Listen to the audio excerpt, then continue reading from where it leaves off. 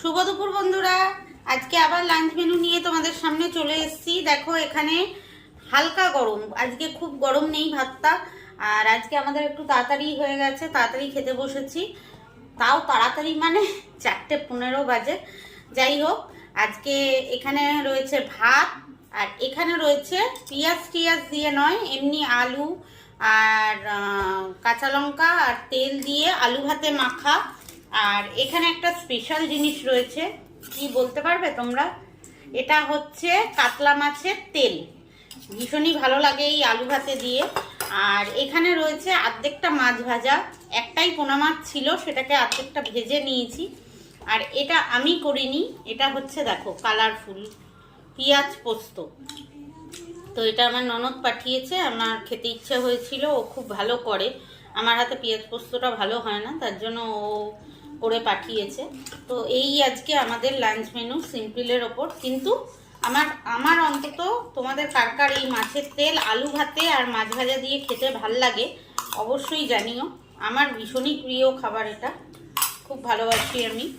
আলু বেগুন দিয়ে মাছের তেলটা যত না ভালো লাগে, এইটা পেঁয়াজ দিয়ে আর কাঁচা লঙ্কা দিয়ে আমি ভেজেছি, এইটা বেশি ভালো লাগে।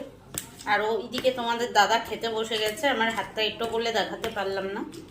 তো চলো খাওয়া দাওয়াটা শুরু করি। আর তোমাদের কি বন্ধুরা খাওয়া দাওয়া হয়ে গেছে? যদি খাওয়া দাওয়া হয়ে গিয়ে থাকে, কে কী খেলে অবশ্যই কমেন্ট বক্সে জানিও।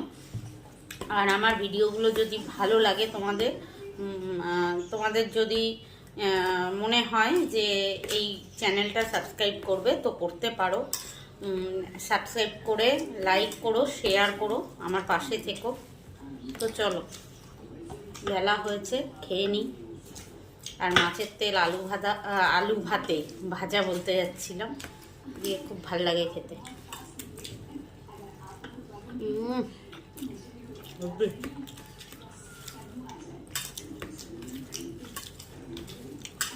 শীতকালে লঙ্কাগুলো ঝাল ছিল, আবার ঝাল কমে যাচ্ছে।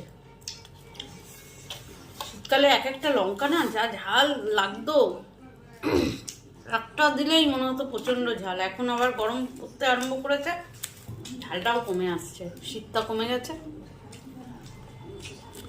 দারুণ লাগবে।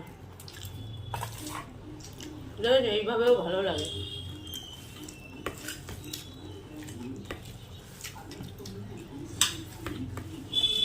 টেস্টি একটা খাবার। মাঝে সাঝে আনে তোমাদের দাদা মাছের তেলটা, খাই, রোজ তো খাই না, রোজ শরীরের জন্য উপকারী নয় এতটা তেল খাওয়া সবারই।